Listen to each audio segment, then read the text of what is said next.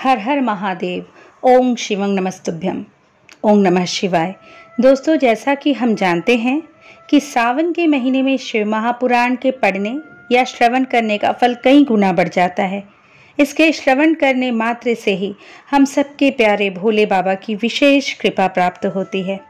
दोस्तों, आज आप शिव महापुराण के रुद्र संहिता के करने का कुमारखंड का श्रवण करेंगे। ओम नमः शिवाय। श्री गणेशाय नमः। ब्रह्मा जी बोले, नारद, इस प्रकार सभी अभीष्ट देवताओं से आशीर्वाद प्राप्त करके कुमार कार्तिकेय बहुत प्रसन्न हुए। उन्होंने सभी देवताओं का धन्यवाद व्यक्त किया। तत्पश्चात वे अपने सिंहासन पर जा बैठे। तभी वहां एक ब्राह्मण दौड़ता हुआ आया। उस ब्राह्मण ने आकर कार्तिकेय को प्रणाम किया और उनके चरण पकड़ लिए और बोला, हे स्वामी, मैं आपकी शरण में आया हूँ, मुझ पर कृपा करके मेरे कष्ट को दूर करें। तब कार्तिकेय ने उस ब्राह्मण को उठाया और आदरपूर्वक अपने पास बैठाकर उसके दुखी होने का कारण पूछा। तब वह ब्राह्मण बोला, हे भगवान, मैं अश्वमेध यज्ञ कर रहा हूँ, परंतु आज मेरा घोड़ा अपने बंधनों को तोड़कर कहीं चला गया है। हे प्रभु, मुझ पर कृपा करे और मेरे घोड़े को यथाशीघ्र ढूंढ दे, अन्यथा मेरा यज्ञ भंग हो जाएगा। यह कहकर वह ब्राह्मण पुनः कार्तिकेय के चरणों को पकड़कर रोने गिड़गिड़ाने लगा। वह रोते रोते बोला, आप पूरे ब्रह्मांड के स्वामी हैं, आप सबकी सेवा करने को सदा तत्पर रहते हैं, आप सब देवताओं के स्वामी हैं और त्रिलोकीनाथ भगवान शिव के पुत्र हैं। इस प्रकार उस ब्राह्मण द्वारा की गई स्तुति को सुनकर कुमार कार्तिकेय बहुत प्रसन्न हुए। तब उन्होंने अपने वीर बलशाली प्रमुख गण वीर बाहु को बुलाकर उस घोड़े को जल्दी से जल्दी ढूंढ लाने की आज्ञा प्रदान की तथा यज्ञ को विधि विधान के अनुसार पूर्ण कराने के लिए कहा। तब वीर बाहु ने कार्तिकेय को प्रणाम किया और ब्राह्मण के घोड़े को ढूंढने के लिए निकल पड़ा। उसने पृथ्वीलोक पर हर जगह उस घोड़े को ढूंढा। जिस व्यक्ति ने जो भी जानकारी दी उसके अनुसार वीर बाहु ने हर जगह उसकी तलाश की, परंतु वह असफल रहा। तब वह उस घोड़े की तलाश करने के लिए भगवान श्री हरि विष्णु के लोक बैकुंठ धाम गया। वहां जाकर वीरबाहु ने देखा कि एक घोड़े ने विष्णु लोक में बहुत आतंक मचा रखा था। विष्णु लोक में वह घोड़ा खूब उपद्रव कर रहा था। कुमार कार्तिकेय के उस गण वीरबाहु ने तुरंत उस घोड़े को बंधक बना लिया और उसे पकड़कर अपने स्वामी कार्तिकेय के पास ले आया। तब स्वामी कार्तिकेय पूरे संसार का भार लेकर उस घोड़े पर चढ़कर बैठ गए और उस घोड़े को पूरे त्रिलोक की परिक्रमा करने का आदेश प्रदान किया। वह अद्भुत घोड़ा एक ही पल में तीनों लोकों की परिक्रमा करके लौट आया। तब कुमार कार्तिकेय उस घोड़े से उतरकर पुनः अपने आसन पर बैठ गए। तब वह ब्राह्मण हाथ जोड़कर कार्तिकेय का धन्यवाद करने लगा और उनसे बोला कि प्रभु, आप यह घोड़ा मुझे सौंप दीजिए ताकि मैं अपना यज्ञ पूर्ण कर सकूं। तब कार्तिकेय मुस्कुराए और बोले, हे ब्राह्मण, यह घोड़ा उत्तम है और यह वध के योग्य नहीं है, इसलिए आप इसे अपने साथ ले जाने के लिए न कहें। मैं आपके यज्ञ को पूर्ण होने का वरदान देता हूँ। मेरे आशीर्वाद से आपका यज्ञ अवश्य सफल होगा। ब्रह्मा जी बोले, हे नारद, अपने पुत्र कार्तिकेय का अद्भुत पराक्रम देखकर भगवान शिव और देवी पार्वती बहुत प्रसन्न हुए। तब सब देवताओं सहित श्री हरि विष्णु और देवराज इंद्र और मैं भी बहुत हर्षित हुए और भगवान शिव से बोले, हे देवाधिदेव भगवान, आप तो सर्वेश्वर हैं, सर्वज्ञाता हैं। संसार की सब घटनाएं आपकी इच्छा से ही घटती हैं। आप तो जानते ही हैं कि ब्रह्मा जी द्वारा असुरराज तारक को दिए गए वर के अनुसार शिव पुत्र ही उसका वध करने में सक्षम होगा, इसलिए ही कुमार कार्तिकेय का जन्म हुआ है। प्रभु, हम लोगों के कष्टों को दूर करके हमारे जीवन को सुखी करने के लिए आप अपने पुत्र कार्तिकेय को आज्ञा दीजिए कि वह तारकासुर का वध करे। यह कहकर सब देवता भगवान शिव की स्तुति करने लगे। तब भगवान शिव का हृदय हम सबकी प्रार्थना से द्रवित हो उठा।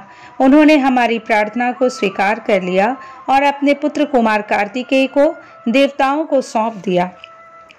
तब भगवान शिव ने अपने पुत्र कार्तिकेय को यह आज्ञा दी कि देवताओं की विशाल सेना का नेतृत्व करे और देवताओं के दुखों और संकटों को दूर करने के लिए तारकासुर का वध करे।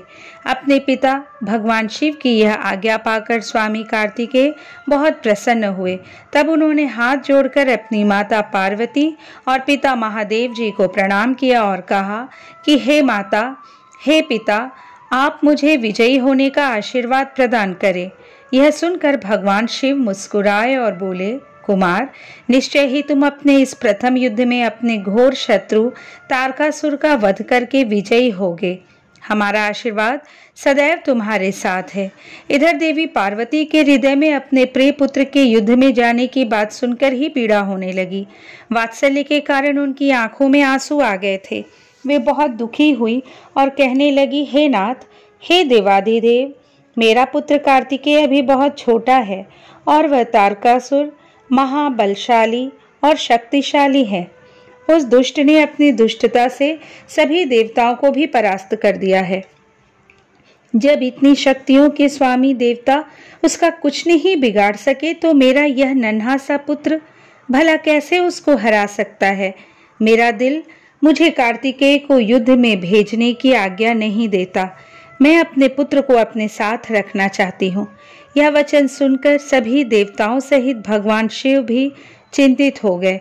तब महादेव जी देवी पार्वती को समझाते हुए बोले, हे देवी, हे शिवा, आप सामान्य स्त्रियों की तरह क्यों व्यवहार कर रही हैं? यह मेरा और आपका पुत्र होने के कारण महाशक्तिशाली और वीर योद्धा है। देवताओं ने इसे अपनी अभीष्ट शक्तियां प्रदान की हैं। कार्तिकेय की जीत निश्चित है। कार्तिकेय का उत्पन्न होना तारकासुर के वध का प्रतीक है। आप व्यर्थ में चिंतित न हो और अपने पुत्र को खुशी खुशी तारक के वध के लिए भेजे। भगवान शिव के ऐसे वचन सुनकर देवी पार्वती को बहुत संतोष हुआ और उन्होंने कार्तिकेय को युद्ध में जाने की आज्ञा दे दी। तब सब देवताओं का भय दूर हुआ और उनमें प्रसन्नता की लहर दौड़ पड़ी। ब्रह्मा जी बोले, नारद, जब देवी पार्वती और भगवान शिव ने कुमार कार्तिकेय को युद्ध का नेतृत्व करने की आज्ञा प्रदान की तो सभी देवता बहुत प्रसन्न हुए और एकत्र होकर उस पर्वत की ओर चल दिए। सिंहनाद करते हुए वे आगे बढ़ने लगे। उस समय कार्तिकेय सेना का नेतृत्व करते हुए सबसे आगे चल रहे थे। सब देवता मन में यही सोच रहे थे कि अब उन्हें तारकासुर नाम की मुसीबत से छुटकारा मिल जाएगा। जब तारकासुर को इस बात का पता चला कि देवताओं ने युद्ध की तैयारी पूरी कर ली है तो तारकासुर ने भी तुरंत युद्ध की घोषणा कर दी। अपनी विशाल चतुरंगिणी सेना को लेकर तारक भी सिंहनाद करता हुआ देवताओं की ओर बढ़ने लगा। राक्षसों की सेना देखकर एक पल के लिए देवता घबरा गए। उसी समय आकाशवाणी हुई, हे देवगणों, तुम लोग भगवान शिव के पुत्र कार्तिकेय के नेतृत्व में युद्ध करने जा रहे हो, इसलिए तुम जरूर जीतोगे। तारकासुर कार्तिकेय के हाथों अवश्य मारा जाएगा। उस आकाशवाणी को सुनकर सभी देवताओं का उत्साह बढ़ गया और उनका डर दूर हो गया। उस समय दुंदुभी और अनेक प्रकार के बाजों की ध्वनि आकाश में गूंजने लगी। तब देवता और राक्षस युद्ध करने के लिए पृथ्वी और सागर के संगम पर पहुंचे। दोनों पक्षों में बड़ा भयानक युद्ध छिड़ गया। युद्ध की भयंकर गर्जना से पृथ्वी भी डोलने लगी। देवताओं की सेना का नेतृत्व शिव पुत्र कार्तिकेय कर रहे थे। उनके पीछे पीछे देवराज इंद्र सहित देवताओं की विशाल सेना थी। कार्तिकेय उस समय इंद्रदेव के ऐरावत हाथी पर विराजमान थे। तब उन्होंने उस हाथी को छोड़ दिया और रत्नों से जड़े सुंदर यान पर बैठ गए। उस सुंदर विमान पर प्रचेता ने सुंदर छत्र रखा। उस सुंदर विमान में बैठकर कार्तिकेय बहुत निराले और शोभा संपन्न लग रहे थे। उसी समय देवताओं और असुरों में भयानक युद्ध प्रारंभ हो गया। पृथ्वी कांपने लगी और पल भर में खंड मुंडों में बदलने लगी। हजारों सैनिक जो पराक्रम से लड़ रहे थे कट कट कर और घायल होकर धरती पर गिरने लगे। चारों तरफ खून की नदियां बहने लगी थी। ऐसा भयानक दृश्य देखकर बहुत से भूत प्रेत और गीदड़ गीदड़ी उस मांस को खाने और खून पीने के लिए वहां आ गए। तभी महाबली तारकासुर ने विशाल सेना सहित देवताओं पर आक्रमण किया। देवराज इंद्र सहित अनेक देवताओं ने उसे रोकने का बहुत प्रयत्न किया, परंतु असफल रहे और तारकासुर भयानक गर्जना करता हुआ आगे बढ़ता गया। चारों ओर भयानक शोर मचा हुआ था। आक्रमण करते समय सैनिक बड़े जोर जोर से अपने मुंह से आवाज निकालते हुए आगे बढ़ रहे थे। देवताओं और राक्षसों का युद्ध बड़ा विभत्स रूप ले चुका था। वहां भारी कोलाहल मचा हुआ था। तत्पश्चात देवताओं और असुर राज तारक के राक्षसगण आपस में द्वंद्व युद्ध करने लगे। एक दूसरे को मारकर वे अपने को बहुत बलशाली समझ रहे थे। वे पूरे बल के साथ एक दूसरे पर प्रहार करते। कोई किसी के हाथ तोड़ देता तो कोई पैर। दोनों सेनाएं अपने को पराक्रमी समझ रही थी। ब्रह्मा जी बोले, नारद, इस प्रकार देवताओं और दानवों में बड़ा विनाशकारी युद्ध होने लगा। तारकासुर ने अपनी विशेष शक्ति चलाकर इंद्रदेव को घायल कर दिया। इसी प्रकार दानवों की सेना के वीर और बलवान राक्षसों ने देवताओं की सेना को बहुत नुकसान पहुंचाया। उन्होंने कई लोकपालों को युद्ध में हरा दिया और देवगणों को मार मार कर भगाने लगे। असुर सैनिकों को देवताओं पर हावी होते देखकर असुर खुशी में झूम उठे और भयंकर गर्जना करने लगे। तब देवताओं की ओर से लड़ रहे वीरभद्र क्रोधित होकर तारकासुर के निकट पहुंचे। असुरों ने वीरभद्र को चारों ओर से घेर लिया। उन्होंने परस्पर पाश, खड्ग, फरसा और पट्टिश आदि आयुधों का प्रयोग किया। देवता और असुर आपस में गुत्थम गुत्था होकर लड़ने लगे। तभी देवताओं की ओर से वीरभद्र तारकासुर से लड़ने लगे। वीरभद्र ने पूरी शक्ति से तारकासुर पर आक्रमण किया और उसको त्रिशूल के प्रहार से घायल कर दिया। घायल होकर तारक जमीन पर गिर पड़ा, परंतु अगले ही पल उसने स्वयं को संभाल लिया और पुनः खड़े होकर वीरभद्र से युद्ध करने लगा। महाकौतुकी तारक ने भीषण मार से वीरभद्र को घायल करके वहां से भगा दिया। तत्पश्चात उसने वहां युद्ध कर रहे देवताओं को अपने क्रोध का निशाना बनाया। तारक देवताओं पर अपने बाणों की बरसात करने लगा। तारकासुर के इस अनायास बाणों की वर्षा से देवता भयभीत हो गए। तब स्वयं श्री हरि विष्णु तारकासुर से लड़ने के लिए आगे आए। श्री हरि ने गदा से तारकासुर पर ज्यों ही प्रहार किया, उसने विषित्व बाण मारकर उसके 2 टुकड़े कर दिए। तब क्रोधित होकर विष्णु जी ने शारंग धनुष उठाया और तारक को मारने के लिए बढ़े।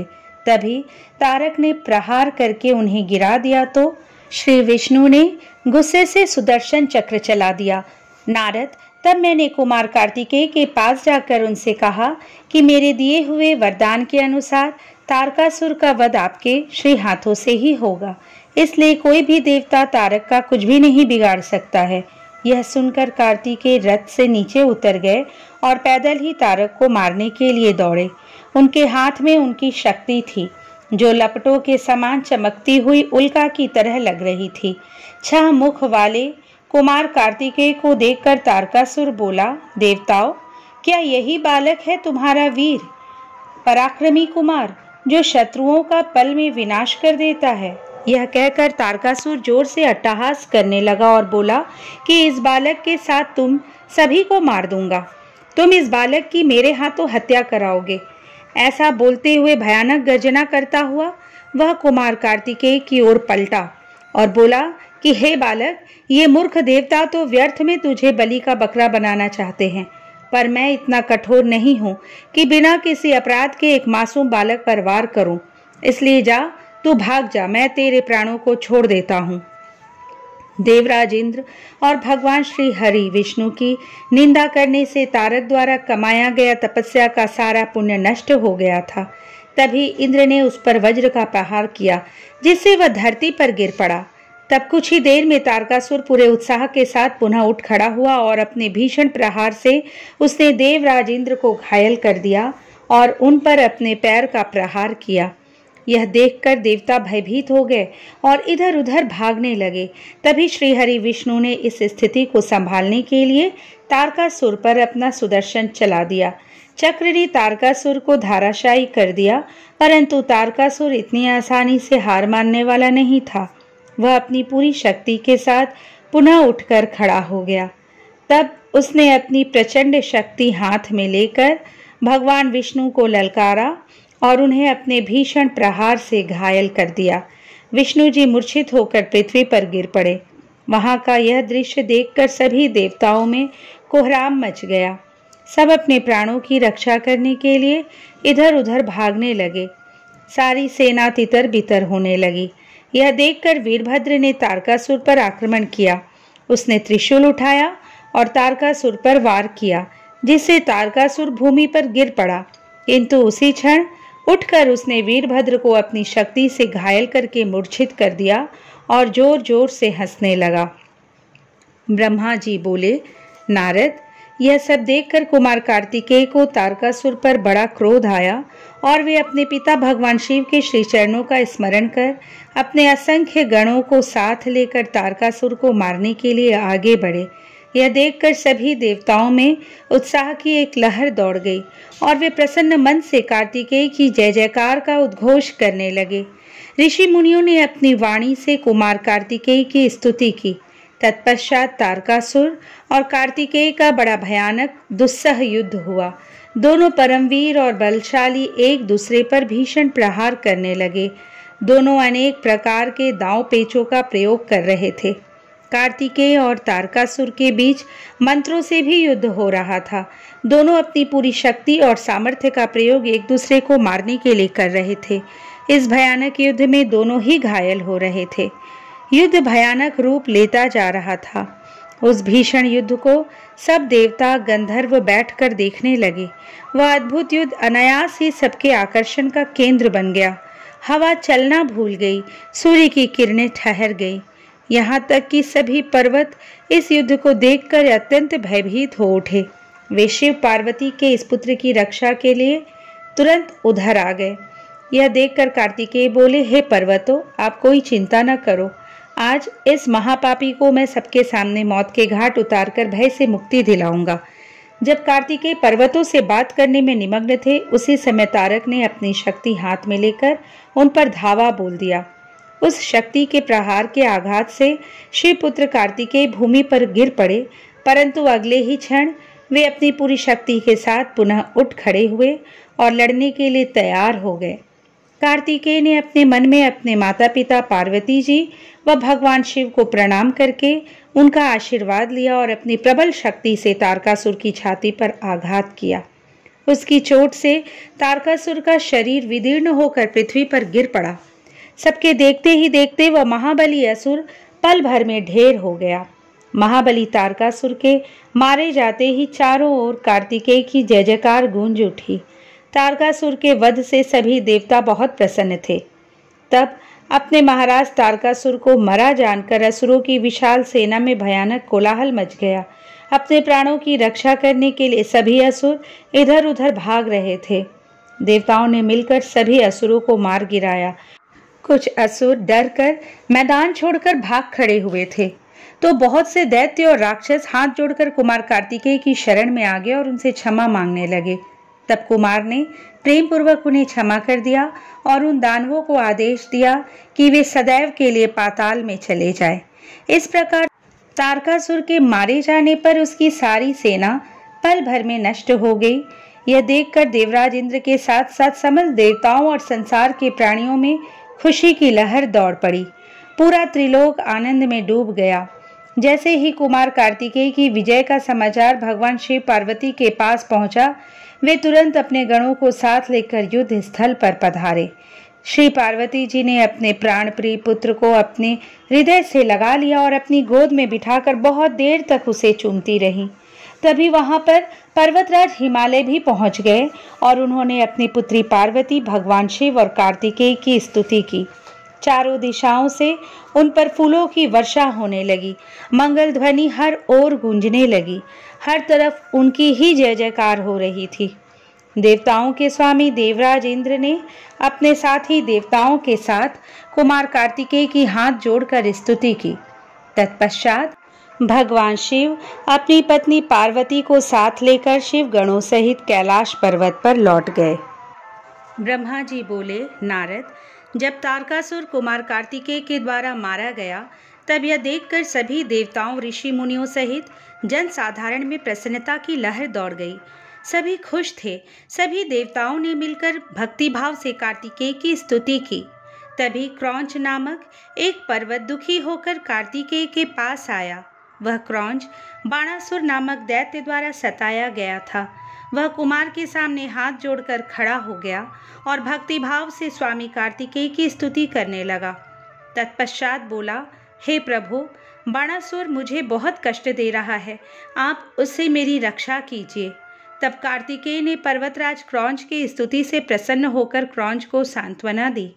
जब पर्वतराज क्रौंच शांत हो गए तब कुमार कार्तिकेय ने उन्हें उनके दुखों और कष्टों से छुटकारा दिलाने हेतु भगवान शिव का स्मरण करके वहीं से अपनी अद्भुत शक्ति का परिचय देते हुए एक अनोखी शक्ति छोड़ी। इस शक्ति का प्रयोग कुमार कार्तिकेय ने उस दुष्ट राक्षस बाणासुर पर किया था। तब वह शक्ति दैत्यराज बाणासुर को भस्म करके शीघ्र ही कार्तिकेय के पास वापस लौट आई। यह शक्ति जब उनके पास वापस पहुंच गई तब वे क्रौंच से बोले, हे पर्वतराज क्रौंच, अब आपको बाणासुर नामक दैत्य से डरने की कोई आवश्यकता नहीं है। मैंने बाणासुर को मारकर तुम्हारी इस परेशानी को सदा सदा के लिए हल कर दिया है। अतः अब तुम अपने भय को छोड़कर हमेशा के लिए निर्भय हो जाओ। अब तुम प्रसन्नतापूर्वक अपने घर की ओर प्रस्थान करो। बाणासुर के भय से मुक्ति का समाचार पाकर पर्वतराज क्रौंच बहुत प्रसन्न हुआ और उसने भक्तिभाव से कार्तिकेय की स्तुति की। तत्पश्चात वह उनसे विदा लेकर अपने गृह स्थान की ओर चल दिया। वहां पहुंचकर क्रौंच ने अपने स्वामी कार्तिकेय की प्रसन्नता के लिए भगवान शिव के 3 शिवलिंगों की स्थापना की। प्रतिज्ञेश्वर, कपालेश्वर और कुमारेश्वर नामक ये 3 शिवलिंग विश्वविख्यात हैं और लोगों की आस्था और भक्ति का जीता जागता उदाहरण है। ये शिवलिंग सिद्धिदायक हैं और 16 महान ज्योतिर्लिंगों में सम्मिलित है। पर्वतराज क्रौंच के अपने स्थान पर वापस लौट जाने के उपरांत देवताओं के गुरु बृहस्पति ने कुमार कार्तिकेय से कहा कि कुमार, देवताओं द्वारा आपको शिव पार्वती की आज्ञा से यहाँ महाबली तारकासुर का वध करने के लिए लाया गया था। इस अभिष्ट कार्य की पूर्ति हो चुकी है, अतः अब आपको कैलाश पर्वत पर लौट जाना चाहिए। गुरु बृहस्पति की बात अभी पूरी भी नहीं हुई थी कि तभी प्रलंबासुर नामक दैत्य ने बहुत उपद्रव मचाना शुरू कर दिया और लोगों को कष्ट देना आरंभ कर दिया। तब शेष जी के पुत्र कुमुद दुखी अवस्था में कुमार कार्तिकेय के पास आए। वहां आकर कुमुद ने कार्तिकेय की स्तुति की और कहा, हे प्रभु, मैं आपकी शरण में आया हूँ। हे गिरिजा पुत्र, मुझे प्रलंबासुर की प्रताड़ना से मुक्ति दिलाइए। तब कुमार कार्तिकेय ने प्रसन्नतापूर्वक कुमुद को प्रलंबासुर द्वारा किए गए कष्टों से मुक्ति दिलाने हेतु अपनी शक्ति द्वारा उसका भी संहार कर दिया। उस प्रलंबासुर को उसके साथियों सहित मरा जानकर उसके शेष पुत्र कुमुद ने कार्तिकेय की बहुत स्तुति की और अपने निवास स्थान पाताल को चला गया। ब्रह्मा जी बोले, हे नारद, इस प्रकार जब कार्तिकेय द्वारा दैत्यराज बाणासुर और प्रलंबासुर को भस्म कर दिया गया तब सभी देवताओं ने सहर्ष कुमार कार्तिकेय का स्तवन किया। देवता बोले, हे देव, हम राक्षस राज तारक का वध करने वाले आपको नमस्कार करते हैं। हे शंकर नंदन, हे गिरिजा पुत्र, आपने बाणासुर और प्रलंबासुर नामक राक्षसों को मारकर इस त्रिलोक के संकटों को दूर किया है। आपकी भक्ति पवित्र है तथा आपका स्वरूप विघ्नों का नाश कर अभय प्रदान करने वाला है। हम सब स्वच्छ मन से आपकी स्तुति करते हैं। आप हमारी इस स्तुति को स्वीकार करें। कुमार, हम आशा करते हैं कि आप इसी प्रकार सदैव हमारे कष्टों और संकटों को दूर करने में हमारी सहायता करेंगे। देवताओं द्वारा की गई इस अनन्य स्तुति को सुनकर कुमार कार्तिकेय का हृदय प्रसन्नता से खिल उठा। उन्होंने सभी देवताओं को सहर्ष उत्तम वरदान प्रदान किए तथा भविष्य में सदैव सहायता करने का उन्हें वचन दिया। पर्वतों द्वारा की गई स्तुति से प्रसन्न होकर कार्तिकेय बोले, हे भूधरो, आप सदा से उत्तम और श्रेष्ठ हैं। आज से आप सभी साधु संतों और तपस्या में लीन रहने वाले साधकों द्वारा पूजनीय होंगे। पर्वतों में श्रेष्ठ मेरे नाना हिमालय इन ज्ञानियों और तपस्वियों के लिए फलदाता सिद्ध होंगे। श्री हरि विष्णु बोले, हे कुमार, महाबली तारक का वध करके आपने इस चराचर जगत को सुखी कर दिया है। अब आप अपना पुत्र होने का कर्तव्य भी निभाएं। अब आपको अपने माता पिता भगवान शिव और पार्वती की प्रसन्नता के लिए उनके पास कैलाश पर्वत पर जाना चाहिए। तत्पश्चात कुमार सभी देवताओं के साथ दिव्य विमान में बैठकर अपने माता पिता के पास कैलाश पर्वत की ओर चल दिए। वे सब आनंद ध्वनि करते हुए भगवान शिव के पास पहुंचे। विष्णु जी सहित सभी देवताओं ने त्रिलोकीनाथ भगवान शिव को प्रणाम करके उनकी स्तुति की। कुमार कार्तिकेय ने भी अपने माता पिता को सेवा भाव से प्रणाम किया। भगवान शिव ने प्रसन्नता से अपने पुत्र का मुंह चूम लिया और बहुत स्नेह किया। देवी पार्वती ने कुमार को अपनी गोद में बिठाकर खूब चूमा। यह देखकर सभी देवता आनंद में मगन होकर शिव, पार्वती और कार्तिकेय की जय जयकार करने लगे। तत्पश्चात सभी देवताओं सहित श्रीहरि विष्णु और मैंने देवाधिदेव शिव जी से जाने की आज्ञा मांगी और अपने अपने लोक को चले गए। तब भगवान शिव अपनी प्राण प्रिया देवी पार्वती और पुत्र कार्तिकेय के साथ आनंद पूर्वक कैलाश पर निवास करने लगे। सूत जी कहते हैं, कुमार कार्तिकेय के उत्तम चरित्र को सुनकर नारद जी बहुत प्रसन्न हुए और प्रसन्नता पूर्वक ब्रह्मा जी से बोले, हे विधाता, आप ज्ञान के अथाह सागर हैं तथा करुणानिधान भगवान शिव के विषय में सब कुछ जानते हैं। आपने शिवपुत्र स्वामी कार्तिकेय के अमृतमय चरित्र को सुनाकर मुझ पर बड़ी कृपा की है। भगवान, अब मैं विघ्न विनाशक श्री गणेश के विषय में जानना चाहता हूँ। उनके दिव्य चरित्र, उनकी उत्पत्ति के विषय में सब कुछ सविस्तार बताकर मुझे कृतार्थ कीजिए। मुनिश्रेष्ठ नारद के ये उत्तम वचन सुनकर ब्रह्मा जी हर्षपूर्वक बोले, नारद, तुम गणेश उत्पत्ति की कथा सुनना चाहते हो, अतएव तुम्हारी प्रसन्नता के लिए मैं तुम्हें उनके जन्म के विषय में बताता हूँ। एक बार की बात है, देवी पार्वती की दो सखियां जया और विजया, जो सदा से ही उनके पास रहती थी, उनके पास आई और बोली, हे सखी, यहाँ कैलाश पर्वत पर भगवान शिव के असंख्य गण हैं। वे सदा भगवान शिव की आज्ञा का प्रसन्नता से पालन करते हैं। वे सदा भगवान शिव की आज्ञा को ही सर्वोपरि मानते हैं। इसलिए आपको भी अपने लिए किसी एक विशेष ऐसे गण की रचना करनी चाहिए जिसके लिए आपकी ही आज्ञा सर्वोच्च हो और वह किसी अन्य के सामने ना झुके। अपनी सखियों की बात यद्यपि पार्वती को एक बार को अच्छी लगी, परंतु अगले ही पल वे बोली कि भला मुझ में और मेरे पति में क्या भेद है? हम दोनों एक ही हैं और सभी शिवगण मुझ में और सदाशिव में कोई अंतर नहीं समझते। वे हम दोनों की ही आज्ञाओं का सदा पालन करते हैं। पार्वती जी की ये वचन सुनकर उनकी सखियां आगे कुछ नहीं बोली और वहां से चली गई। एक दिन की बात है, देवी पार्वती अपने कक्ष में स्नान कर रही थी। वे नंदी को द्वारपाल बनाकर द्वार पर बैठा कर गई थी।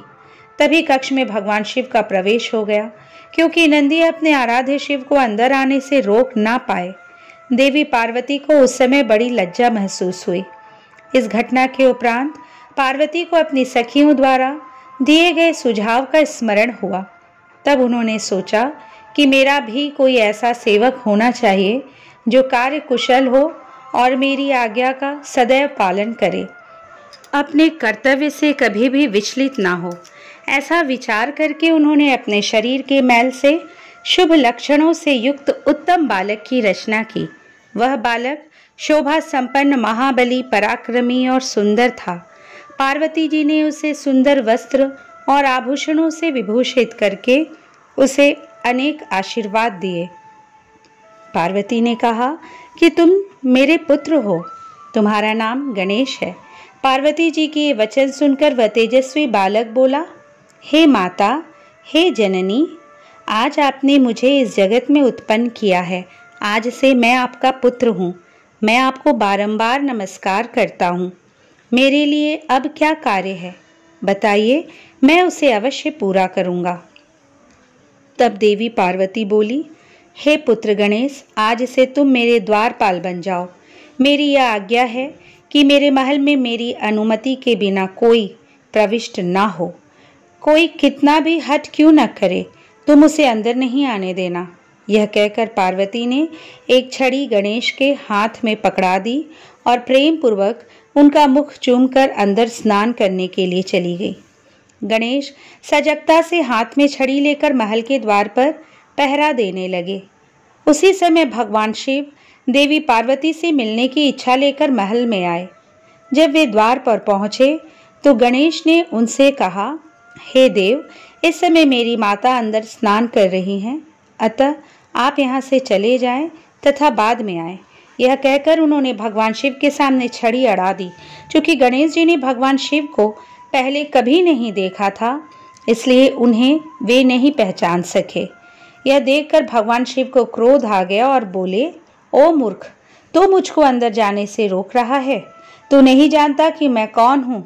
मैं शिव हूँ, मैं पार्वती का पति हूँ और अपने ही घर में जा रहा हूँ। यह कहकर जैसे ही भगवान शिव आगे बढ़े, गणेश जी ने उन पर छड़ी से प्रहार कर दिया। यह देखकर भगवान शिव को क्रोध आ गया।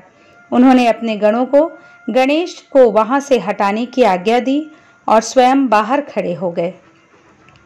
ब्रह्मा जी बोले, नारद, शिवगण अपने प्रभु भगवान शिव की आज्ञा पाकर द्वार पर पहुंचे और द्वारपाल बने श्री गणेश को वहां से हट जाने के लिए कहा। परंतु जब गणेश ने हटने से साफ इनकार कर दिया और शिवगणों को डांटा फटकारा, तो वे भी गणेश से लड़ने लगे और बोले, ओ मूर्ख बालक, अगर तू अपने प्राणों की रक्षा करना चाहता है तो अभी और इसी वक्त महल के द्वार को छोड़कर यहाँ से चला जा, अन्यथा दंड पाने के लिए तैयार हो जा। यह देखकर गणेश को क्रोध आ गया और वे कठोरता पूर्वक शिवगणों से बोले कि तुम इसी समय यहाँ से दूर चले जाओ, वरना मेरे क्रोध को भुगतने के लिए तैयार हो जाओ। गणेश की बातें सुनकर शिवगण हंसने लगे। फिर द्वारपाल श्री गणेश को डांटते हुए बोले, मूर्ख, हम भगवान शिव के गण हैं और उनकी आज्ञा से ही तुम्हें यहाँ से हटने के लिए कह रहे हैं। जब तक तुम्हें बालक समझकर हम छोड़ रहे थे, परंतु तुम तो बहुत ही हठी बालक हो, जो मानने को बिल्कुल भी तैयार नहीं हो। अभी भी कहते हैं कि शीघ्र ही यहाँ से हट जाओ, अन्यथा मार दिए जाओगे। शिवगणों के इन वाक्यों को सुनकर गणेश जी अत्यंत क्रोधित हो गए। उन्होंने शिवगणों को डांटा और धमकाकर वहां से भगा दिया। उनके इस प्रकार डांटने से शिवगण भयभीत होकर वहां से भागकर भगवान शिव के पास वापस आ गए। वहां जाकर उन शिवगणों ने अपने स्वामी भगवान शिव को जाकर सारी बातें बता दी। यह सुनकर भगवान शिव ने क्रोधित होकर श्री गणेश को द्वार से हटाने का आदेश अपने गणों को दिया। शिवगण पुनः द्वार पर पहुंचे और गणेश को हटने के लिए कहने लगे, परंतु गणेश ने वहां से हटने से साफ इनकार कर दिया। गणेश निर्भय होकर उन गणों से बोले कि मैं पार्वती का पुत्र हूँ और तुम भगवान शिव के गण हो। हम दोनों ही अपनी अपनी जगह अपने अपने कर्तव्य का पालन कर रहे हैं। तुम शिव जी की आज्ञा मानकर मुझे द्वार से हटाना चाहते हो, परंतु मैं अपनी माता की आज्ञा मानते हुए उनकी बिना आज्ञा प्राप्त किए किसी को भी इस द्वार से प्रवेश करने की आज्ञा नहीं दे सकता। अतः मुझसे बार बार द्वार से हटने के लिए ना कहो और जाकर अपने आराध्य स्वामी को इसकी सूचना दे दो। तब शिवगण भगवान शिव के पास गए और उन्हें सब बातों से अवगत करा दिया। भगवान शिव तो महान लीलाधारी हैं, उनकी बातों को समझ पाना अत्यंत कठिन है। यह सुनकर उन्होंने अपने गणों से कहा कि वह छोटा सा बालक अकेला तुम्हें डरा रहा है और तुम इतनी अधिक संख्या में होकर भी उससे डर रहे हो। जाओ, जाकर उससे युद्ध करो और उसे बंदी बनाकर द्वार के सामने से हटाकर ही मेरे सामने आना।